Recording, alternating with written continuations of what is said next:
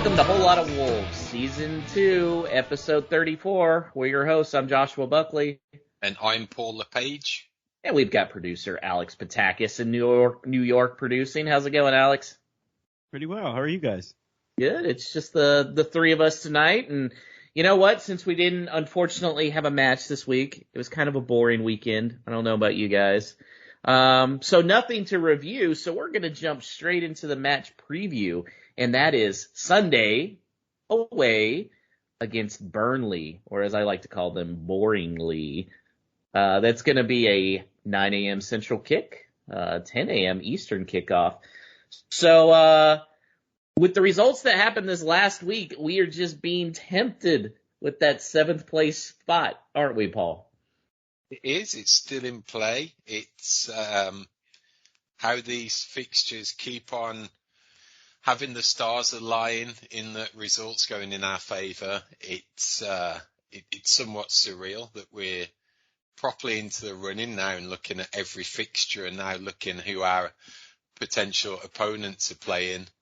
And it really could come down to, I think, a three-way battle really between ourselves, West Ham, and I still see Manchester United in it, that they're catchable, they're liable for a screw up at some point. I feel they've got some tough games in their running, and even midway through their game on Saturday that I had half a glance on at home against Norwich when Norwich equalised, the Manchester United fans were gleefully singing "You're not fit to wear the shirt." So everything's not right there. If there's a perfect time for them to implode even more, and wouldn't it be a joy for them to miss out entirely on Europe?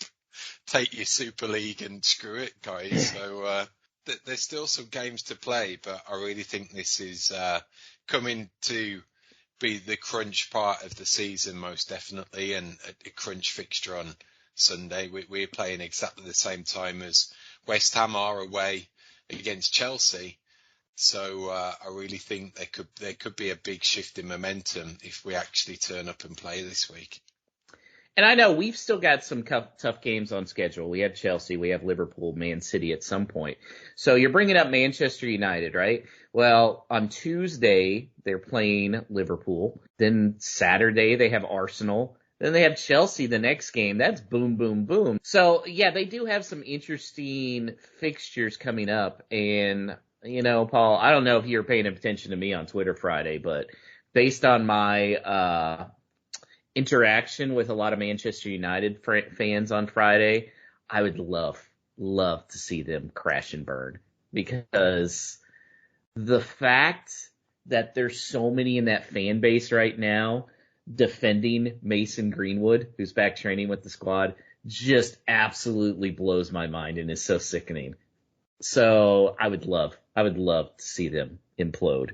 And it's Arsenal, Arsenal 5th. And I mean, it's sitting right there for us. We have a game in hand, and we're only 3 points back of West Ham. And Arsenal has a game in hand on us, so they're at 54. So they may be a little tougher to catch. But, I mean, West Ham is not in good form right now. That has to be the spot. And it's for sure now that Crystal Palace got knocked out of the FA Cup that 7th place will get a Europe spot. Yeah, all the permutations regarding that place mean that 7th will get the Conference League. Last week had 2 conflicting reports that it could drop down to 9th. I think that was booted out of being an issue in that it was actually the fact that they could be, I think, as many teams competing in Europe based on if both West Ham and Leicester win their respective competitions, even if they both fell out of the top 7 places, there would be the 7th teams and those 2 competing in Europe next year. So it wasn't that the league places would go down to 9th. It would be that it would be 7th and however they did in those respective competitions. So yeah, definitely 7th is in play. It was Palace that would have altered that if they'd have gone on to win the FA Cup, them losing to Chelsea. But 7th as the Conference League position, and then 6th as the Europa. And I mean, yeah, Wolves still have Chelsea, Man City, Liverpool. We're looking at that as probably three of the last four fixtures, assuming Man City gets moved to what you're predicting, Paul, and that's in between Norwich City and Liverpool. So these next two games are huge then. Burnley and Brighton. Those are two games where we have to get 6 points, and Burnley isn't always the easiest to get points off of just because of the way they play. Do you think we're up to scoring goals to not fall into a 0-0 situation again? I'm just trying to think without delving into it, just how well we've done or how badly we've done at Turf Moor since we've been back in the Prem, even under Nuno. It's definitely not been a fertile ground to pick up points whatsoever. So we can talk about these fixtures all we like, and it's a must-win game, but it doesn't look favourable on us based on past performance. So let's just hope that it's a total revamped Wolves team that show up to Turf Moor, and all those demons are banished. There's thankfully no chance of Otis Sowie turning up as a false nine this year. Oh, God. As long as Podence not played in that position, maybe we do a little bit better than last season. But it's a tough place to go. Not the most salubrious in terms of being a visiting team rocking up there, and they make it so it's a fair play to them. They've done a sterling job in thriving in this league throughout the period that they've been in it. So you can't disregard them in any way in terms of that. It just seems absolutely crazy that after all these years they go and fire Sean Dyche just at the probably crucial time in the season. So who knows what's gone on there? It could be just crazy town and they implode, and we could be playing them just at the right time. But them going to West Ham and picking up a point when they probably didn't think they would, that probably puts them in good stead, and they'll definitely be looking against us on Sunday, and prior to that Southampton on Thursday when they've got another home fixture. They're probably thinking if we win those two games, puts the pressure firmly on Everton, who they'll be right up close behind. So not easy in any stretch, and it's a weird one because everyone will be looking to this fixture thinking, oh, we've got to win, where weirdly I'd rather us be playing one of those top teams now, again after a little mini break. Yeah. It would have been nice just to go in there and having the batteries charged a little bit and face one of the big boys. So we'll see. It's going to be tricky, but who knows? Well, and you mentioned Burnley's in a weird spot here. So they're sitting in 18th. Everton has a game in hand on them, and Burnley is 3 points behind Everton. So really, yeah, they need to make a run here quick. They got 7 games. I mean, they're within Everton striking distance, but still not quite there. Alex, do you think Burnley's getting relegated this year? I do, actually. And I found that, the firing of Dyche was a little early. I thought that after, 10 seasons, he maybe earned the right to try to finish this one out and climb out of this hole. And, they missed a penalty at the weekend. They really should have picked up 3 points, which also I was clearly rooting for as well, with West Ham being one of the teams in the mix. But I think they're getting relegated. I trust Everton, actually, to finish a little bit stronger than I do Burnley at this point. Well, and here's what's interesting about Burnley, because you mentioned the manager probably should have been given a chance. I mean, they sold his best striker to Newcastle in the winter transfer window. So, I mean, that hurts when you're a team that is already the second lowest team in the EPL with only 26 goals scored. And then you send off Chris Wood. Like, that's brutal. That's really brutal. I don't know where the goals are going to come from. But then again, it's weird. If you're Burnley, do you want to sit back and just kind of play for that 0-0 again? Or do you have to, because of the situation you're in relegation-wise, do you have to open it up and really just start attacking and hope to steal some? We're only going to see that post the game on Southampton. I think how that fixture goes. If they beat Southampton, I'd probably be inclined that they'd set up and look to get a point or better from us.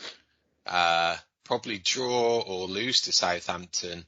They're going to be looking at the fixture against the Wolves as one that they've got to try and win as well. So I think we'll have a clear idea come Thursday. So it's interesting because it's almost a must win for both teams for very different reasons. And both involve a lot of money.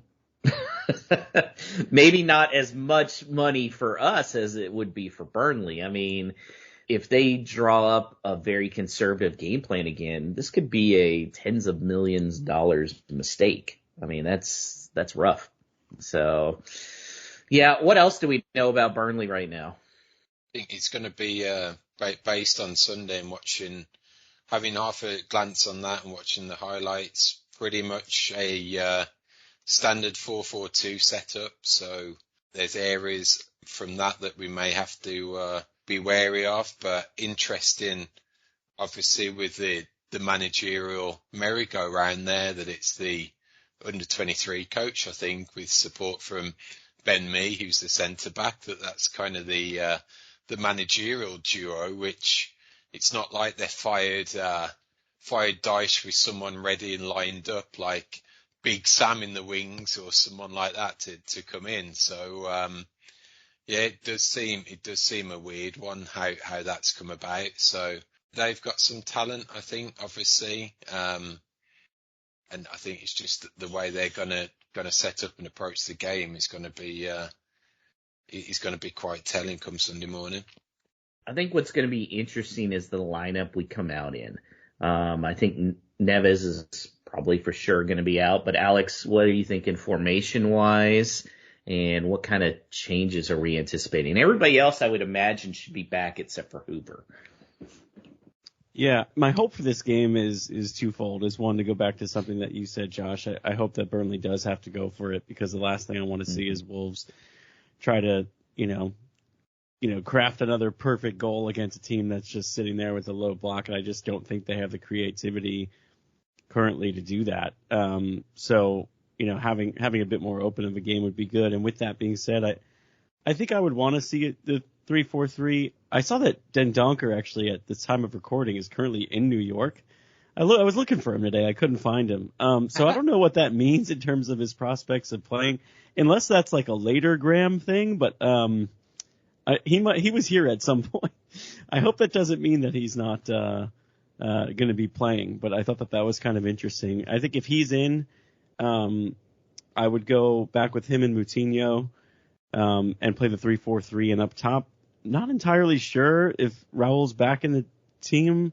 I've liked some of the things I've seen from Fabio, but I also think not having a Premier League goal on your tally at this point and Wolves really needing to go there and get all 3 points, I think I would start Raul. And then at that point, Podence is an automatic start if he's good to go. And I don't know, I read the Tim Spears piece on Hwang. I really want him to come good, but at this point, I don't know that Hwang Hee-chan can be worth a start. You could argue that Trincao has even been in better form. So I think I would go with those 3 up top. As far as the fullbacks, I mean, I would really like to see something that we talked about last week with Johnny back on the left. And if Semedo is actually healthy enough to start, I think you have to put him in the team. I'm not entirely certain that's the case. I think we'll end up seeing something more like Johnny and possibly Aït-Nouri, but yeah, that's what I would go with. What do you guys think? I think that centre mid issue is going to be crucial, and I'm a little fearful if Dendonker's out for any length of time. I've got I don't know, pipe dream that Neves is going to be back sooner than we think he is, but probably this weekend will be too quick for that, even with an extended break. So I'll have more confidence if it's Dendonker and Moutinho in the middle, and even to the extent of having a trio in there, that if it was Kundal, Dendoncker and Moutinho with more attacking wing backs or influence of attacking from the wing back side, whoever it is. And then up top, that would leave Raul and another, and probably based on form, that's Podence, but what's his fitness going to be like? I'd still like to see a combo of Raul and Neto. I'd like to see what they could do as a genuine duo up top. I think it's going to be Neto's time this weekend. I think they saw they needed that spark. And if it's Raul up there, I think Hwang could get in there try. So I could see Raul, Hwang, Neto, with Podence maybe coming in for Hwang about, 60th, 70th minute. Why is Roman Saiz not being talked about anymore as a possible midfielder with the situation the way it is? I mean, he could do a serviceable job, and honestly, I'd be willing to have him and Moutinho instead of Kundal and Moutinho, just because I'd like somebody with some size and, manning the midfield there. Do you think that might be a possibility, especially with this 2-week break? I think there's possibility if they've had chance to work on the training ground formation-wise and having players get accustomed to the new positions or the idea of where they want them to play. It just seems that the whole midfield issue of size has totally sailed now that he's only seen as a centre-back and that's it. And I'm racking my brains the last time we saw him in midfield. I think it was a Fulham game back in the first season back away and on a Boxing Day. It was that long ago or around about that time. So there's a genuine dearth of players in that position beyond the current crop. So it is interesting that he's kind of looked over in that way. Yeah, I just think, it's kind of reaching the point of desperate times come for desperate measures, and we just don't have the depth. Yeah, I'm seeing this photo of Dendoncker that you're talking about, Alex. He's looking like a GQ there, huh? Yeah, and it was the New York Wolves WhatsApp group today was going off. They're like, is he here now? And I was like, I really hope not. Like, it's cool to have him in our city, but I would hope that he's getting ready for this match on Sunday. I mean, is it that cold up there, though? He's wearing, super long pants, a jacket with it looks like a mini turtleneck. Winter came back this week, so I would say if it is current, he's dressed appropriately. Okay, guess what it was here yesterday, Alex, in Houston? I don't even want to know. 80? 85? 92 degrees yesterday. Oh, see, that's almost too far the other way. There's got to be a happy medium that we could also. Yeah, it's miserable. It's miserable. Okay, well, let's talk a prediction then. What are you guys thinking? Alex, I'll let you start. What are you guys thinking for this contest? Well, I'm going to go optimistic. I think Wolves, the last time that they had the extra week off in between, they really came out firing. I don't think we're going to see goals galore. I think they get one and they win 1-0 because I just don't see. I know this is going to come back to haunt me, but I don't see Burnley score unless Wolves give up a pen. I think they finally. Is possible. Yeah, I think they break the streak of giving up penalties and get back on track with a clean sheet. Paul? I think we're going to mirror West Ham's result. So it's going to be one where they beat Chelsea and then we beat Burnley, or they lose against Chelsea, we'll lose against Burnley, and it's status quo again. So I think based on that, I've got to go 1-1 draw and be pretty negative about it, even though I'm firmly in the camp that it's one that we've got to win to really show any chance of potentially getting that European spot. I'm seeing 0-0 all the way. I hate it. It's gonna be one of those games, I think. So, transfer window quickly approaching. Paul, you said you were on Molyneux Mix and seeing some in the know people are talking about signings. There's one person's reporting, hey, they already have got an agreement in place Well, what do you think? Is silly season here now? I think so. It's going to be a weird summer just with that factoring in the World Cup as well. That I think a thing's going to happen earlier in terms of having a relatively clear summer in terms of tournaments and everything. Is everything going to happen a little earlier? A team's wanting to get their ducks in a row in case they have a get chance to get a breakout star that may shine at a World Cup.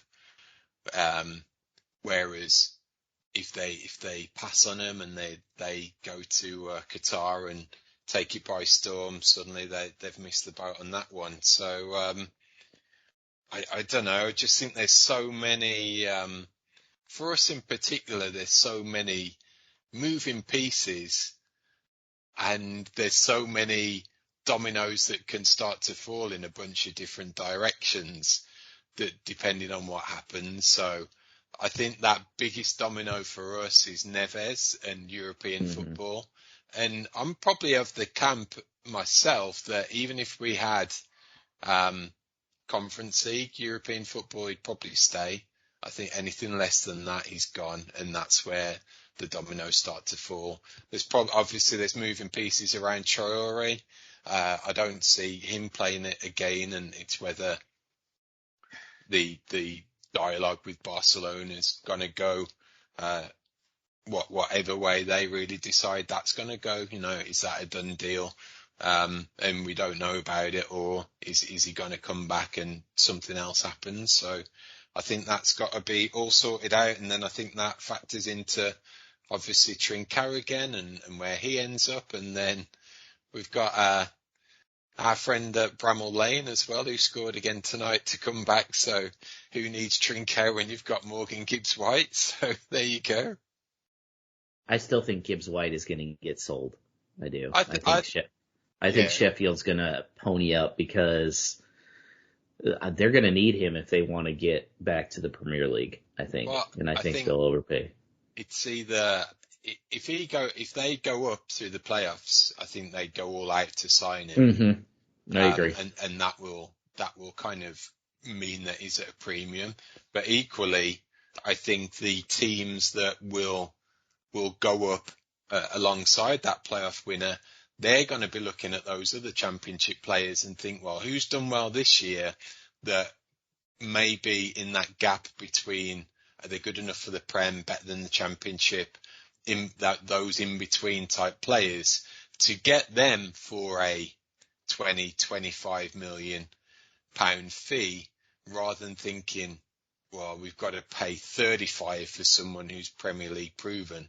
Let's take the gamble on this kid, and then if he does do well, we know he's either going to stay with us, or if we get relegated and he proves himself, he's going to get that fee back and more from a team looking to sign him and take him off us. So I could see that either he signs to Sheffield United permanently, or the likes of a Fulham or a Bournemouth try and pick him up. I agree. Yep, I completely agree. Another report came out that Serie A club Lazio has inquired about Leander Dendoncker again. I have my thoughts on this, but Alex, why don't you start out? What do you think about potential sale of Dendoncker?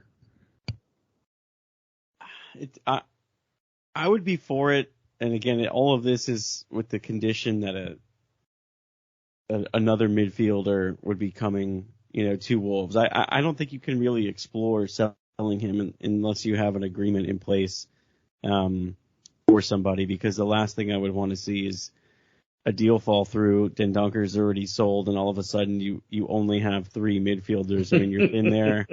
You're thin enough there already, and Kundl, between now and August is not, I don't think, going to develop into a true, starting caliber midfielder, especially in a midfield too, if they're going to continue this system.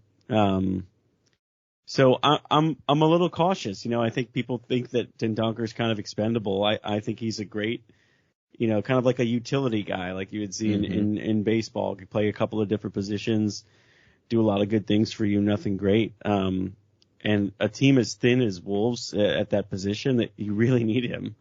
So I'm kind of hoping he stays. How about you, Paul? I have a feeling you're going to have a similar take.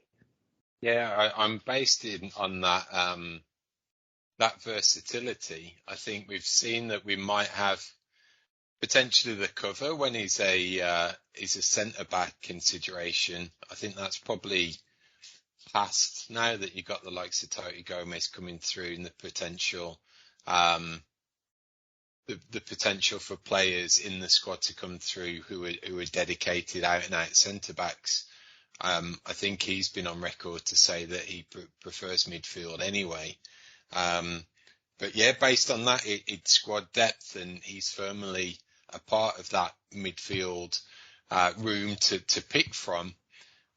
And some elements of formation factors into that as well, that if we ever see a larger 4-4-2, does he take up one of those defensive centre mid positions and do a good job that way when that's just the expectation? So I'm in the keep Dendoncker camp. I think again for me the ability to replace him is tricky for what he offers versatility wise. I think you'd be having to play really cute in the transfer market to get a good fee for him, and then probably replace him and still have funds left over to put towards an additional purchase.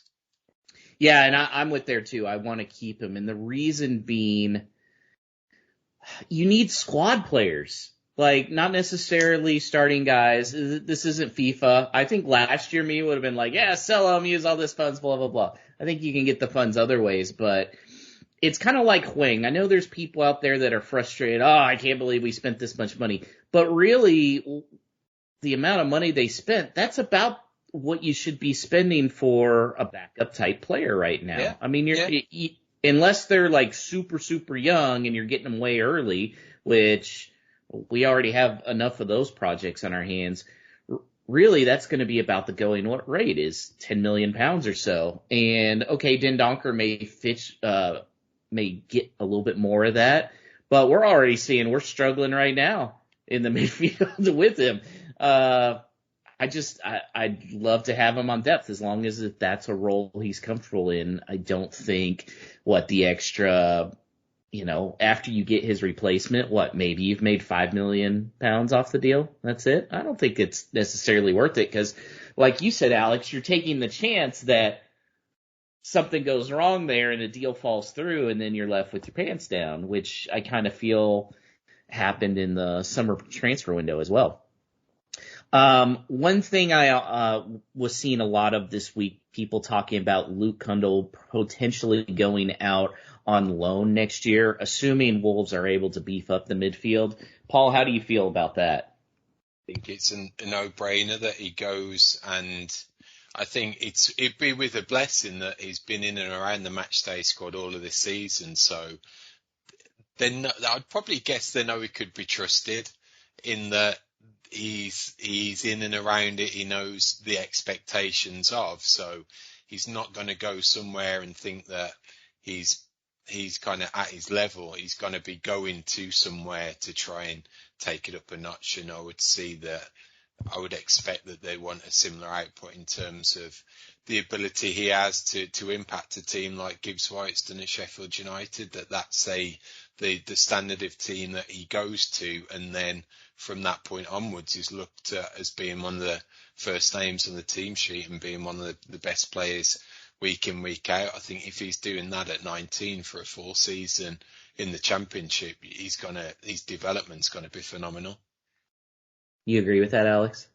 Yeah, completely. I think, I think keeping him in England is something that's a lot more appealing. Everyone makes grasshopper jokes. I just don't think that makes sense at this point. You're already in the first team squad for Wolves, so to be a starter, one of the first names on the team sheet in the Championship, I think it's perfect for him at this point in his career. So one other thing that I saw this week in a Bruno Lage interview, And he kind of said it, and I feel like it flew under the radar with not a lot of people really picking up on it. And I feel like this comment is something that's going to have an effect on the summer transfer plans. And it was about Chiquinho and Kim Campbell. And Lage said, I put Chiquinho and Kim at the same level. Kim has worked a lot with us, but when we have space on the bench, I prefer Chiquinho instead of Kim, because Chiquinho can also play as an attacking right back. Why was that not talked about more?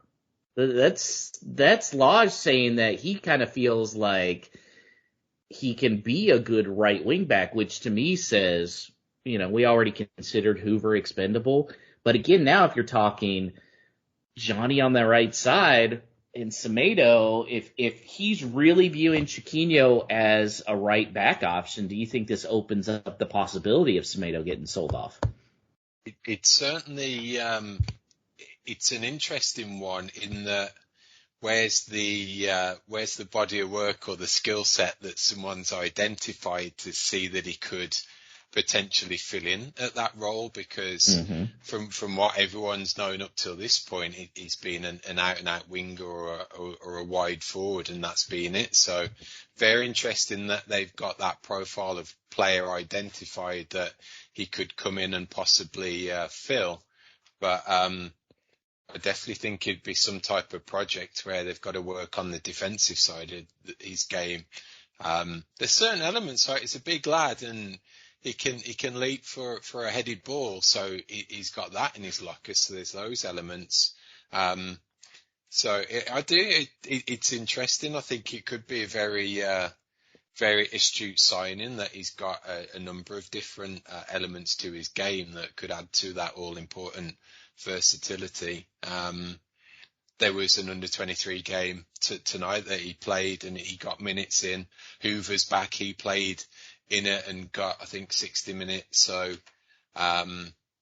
he's in and around it, and it's going to be interesting to see what they've identified him as a role going forwards. But if he's saying that, then it kind of leads you to thinking that the five at the back's going to stay for the considerable future. Bingo. That was exactly what I was about to say too. I think he's kind of come to the realization that you'd have to kind of overhaul the entire back line if you're talking about changing the system. Okay, you could keep Semedo probably at right back.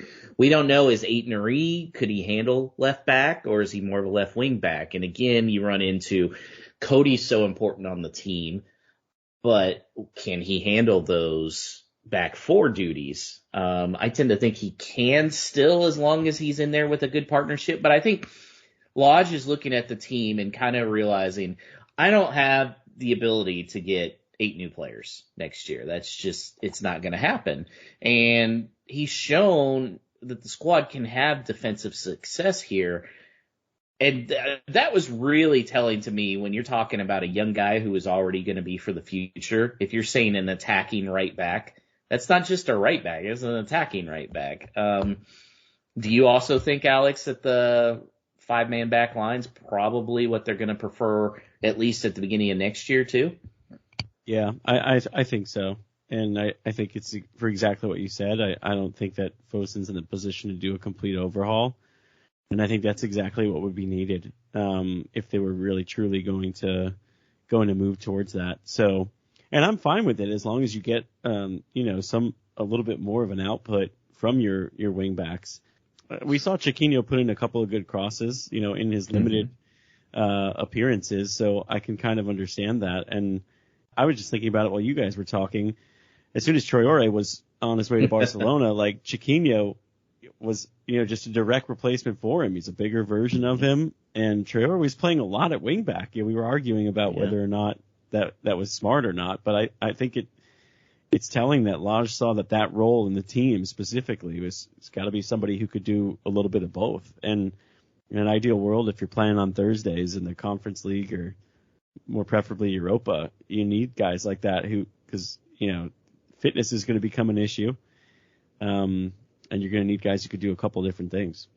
I mean, Spurs still wanted Adama to play right wing back. I don't necessarily think I definitely agree with what you're saying, Paul, as far as he is going to have to. We don't really know what he can do defensively because we haven't had to see that. So I would be curious on that. I don't think in that role, Lage is necessarily saying that, hey, defense is this important for us in this role. He also made a funny comment that I thought I had saved it, but I didn't, where he essentially said, yeah, Johnny's awesome. He's scoring more goals than our wingers, which I thought was, yeah, that was insane. Oh, here it is.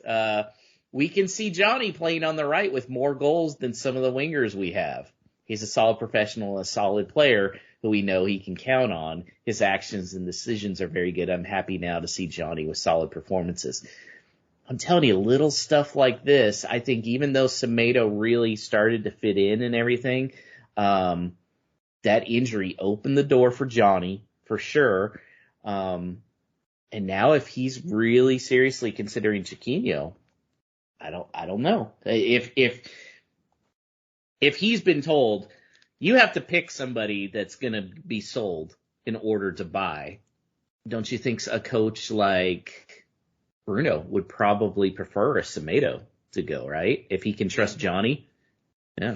I think expendability, he's up there. I think the opportunity to get probably not what we paid, but pretty close to, or in market value based on his remaining contract length, to get a decent return is there. And he's in that 28-29 bracket as well. So the chances are for that one last move, a creeping by each year. So the stars could align that mean that he's the guy that generates some funds this summer. And it's not out the realms of possibility. Fosun have done it before. They've not ever been sentimental in keeping a player, or if the opportunity's there, the coach sees some progression, the likes of Barry Douglas or a Cavallero or a Costa. You'd have looked at some of those players and thought they would be here for the foreseeable, and all of a sudden they've moved on. So yeah, it could be Semedo who's that guy. Yeah, we saw the loyalty or hanging on to players go out the window when Doc got sold, which I always had said, oh, that'll happen they'll have to pry him out of Nuno's cold dead hands, and that turned out not to be the case. Yeah, I also think in this system, you don't want to be necessarily having one of your highest paid performers at wingback. Guys like Johnny and that can do the job on the outside. You really need to invest in the wingers and in the midfield as well. One other thing I noticed this week, Paul, is people talking about the Conference League, if with a 7th place finish and going, well, I'd rather us not even make Europe because that's a Mickey Mouse thing. That to me it's just such a ridiculous comment, acting like we're too good for something like that, because I feel like we're not, and people really need to understand that. Why do you think some people are having that idea that we don't want to do this? I think there's one avenue that it's all Chicken Little, the sky's falling on, that we haven't got the squad, and playing Thursday, Sunday is going to catch up with you. I'd rather concentrate on the league. But if that was the case, then we'd have seen that more markedly when we're in the Europa. And actually that pretty much flipped it on its head once we'd got into that season. We started with that getting used to it more than anything, getting used to that pattern of game and schedules and stuff like that. It wasn't a headache at all, and winning breeds winning. And if you're winning on a Thursday, why not carry it over to a Sunday and look at it that way? So I think there's an element of that goes into it. I'm firmly of the camp that it just highlights the progression of the club, that what better position that we're in, that we're in a mid-table team punching slightly above our weight. We overachieve and we get 7th, and we get a Europa Conference League spot. But then again, that's a little bit more money, a little bit more playing time for everyone, and it will be looked at by players that are thinking about the Wolves as a potential destination, as a potential opportunity to join a upwardly progressive club, that they're going to come in, they're going to play, and maybe it's a path to the Europa League the next season if you go ahead and win it, because you do go to some outlandish, crazy places in Europe to begin with, but now that they're firmly in the final stages, there's some tough teams. So if you win that, it's no mean feat to win the Conference League, and it would be a fantastic achievement if the likes of Leicester go and do it. So I'm all for it. Bring it on. Go into it all guns blazing, win that tournament, gets you into the Europa that next season. Incremental stages, you progress in each time. Yeah, Alex, to me, a trophy's a trophy, man. Give me a trophy. If they're playing for a trophy, I want it. Yeah, completely agree. And it's another path into a different league that you're trying to get into. Like, Wolves aren't Liverpool or City where you could say, maybe we're better off without having some of these games because we're coming down the stretch and trying to win a title. And then also, furthermore, I think in terms of having a squad that's deep, Wolves are kind of in that in-between where, they can't always attract the squad player who's not really a Premier League starter, but is a good depth piece because they don't have games to offer. So I think having the Conference League helps solve that problem a little bit because, Neves might not play every Conference League game on a Thursday, but another midfielder who's looking for some playing time and possibly some sub appearances in the Premier League, that makes a lot of sense. So that's where I find it most attractive, honestly, is helping kind of build out the squad because you have that time to go around for players who are just looking to get on the field. Correct me if I'm wrong, Paul, but wasn't around that time when we were in the group stage of Europa when they started using Saiss at center back? A little bit of Saiss there, I remember. Yeah, and Den Donker. Definitely Kilman. Mm-hmm. So there you're looking at the likes of Toti Gomez playing those types of games early. Maybe the squad issue comes down to we're not turning out Grasshopper's team each week, but they're coming in and they're playing. That's our Europa, our Conference League squad. So we've got those players. That's where there's some elements of the squad as well, and who's going to be the next Kilman to break through? Who's going to be the next Gomez to break through? I think that Conference League is the prime breeding ground to see who can do it and can see who can take the step up. And it's exactly the type of competition where that's why you've signed the likes of Wang for, that you won't mind him starting in those games. If it's Wang on the left on a Thursday and Neto on the left on a Sunday, then that's what a squad's for, and that's the capabilities that you've got to use and rotate. So it makes a lot of sense. And that could be good opportunity to get Silva some confidence as well. I could see Fabio starting on Thursday nights and, playing against that competition. That would be when we'd really know if we have a bust or if there's a player in there. Definitely. I view the Conference League as almost like the fans of the NBA that make fun of LeBron and the Lakers for winning the bubble tournament, the bubble NBA title. They keep calling it, it's the Mickey Mouse title because it was in Orlando, blah, blah, blah.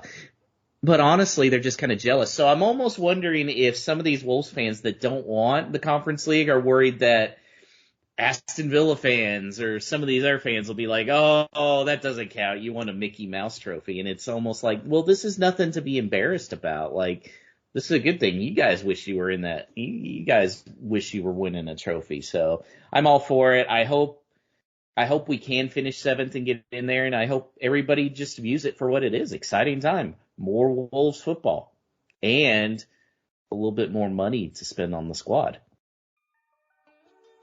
If you meet up with others to watch games and you're looking to launch formally under the collective of official worldwide Wolves supporters groups, then get in touch. We're always on the lookout to fill guest spots on Whole Lot of Wolves with new people, whilst giving you a platform to see who else may be out there listening in your area.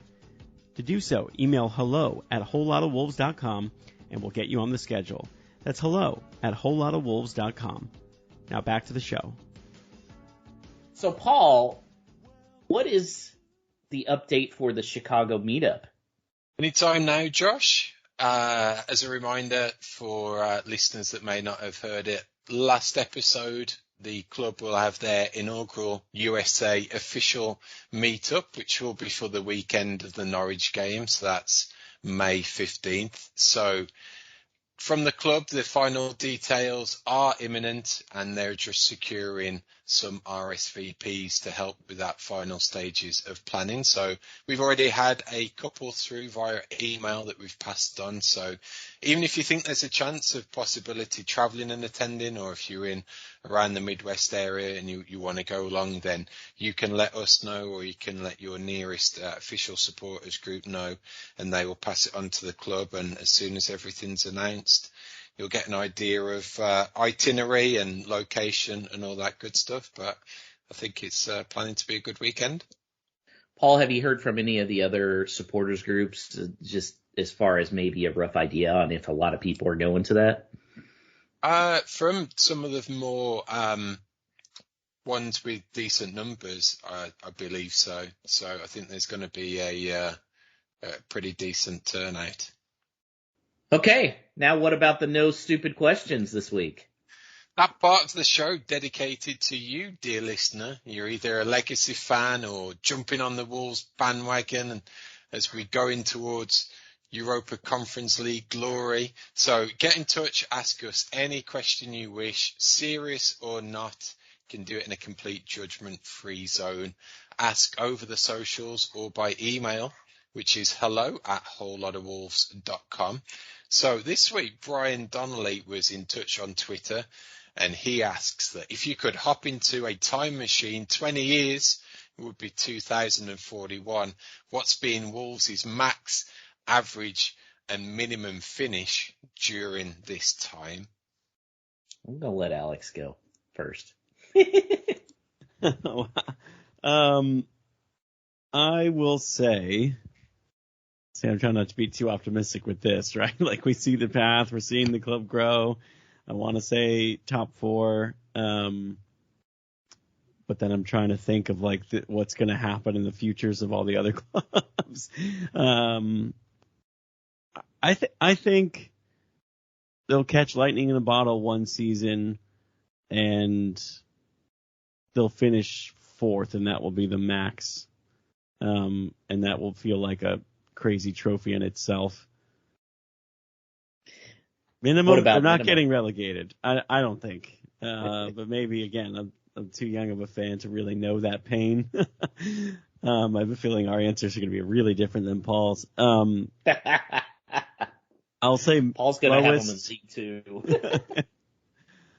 Lowest, let's say, to go from Fosun to a different ownership group, they've probably got to be pretty loaded at that point, so I feel like they'll be comfortable. So I see the stability. I'm going to say lowest is 16th, and it gets a little scary towards the end. I think we're both kind of along the same wavelength here. I think 16 would be the floor, and I could see it just being a time when there's a lot of injuries that pop up. I'm going to say the high is going to be 3rd. I think they can get on a run, just one of those magic years, like you said. 3rd or 4th. You know, they may be able to pull off a Leicester at some point, like Leicester City did, but it just seems like the money that's going into Man City, especially at this time, and Liverpool's going to be tough to catch up with. Chelsea, I still don't know. If they get bought by a U.S. owner, that's going to throw some stuff. So I'm gonna say 3rd. What was it? Average position, Paul? Yeah. You know, I'd say average position is going to be like 9th or 10th. I think that's pretty fair. You know, I think 8th is really fair for the way the squad's been this year. But yeah, I could see them with a couple of moves, taking advantage of maybe some other teams with injuries. I could see a 3rd in there. I think we'll finish top 6 I'm going to say 3 times in the next 10 years. Top 6. So for me, it all comes down to ownership. Now, if you're Jeff Shee, we're going to dominate the world under this current regime, but I just can't see it happening. So my prediction is that Fosun have been so astute that at the end of the day, they are a pure investment company.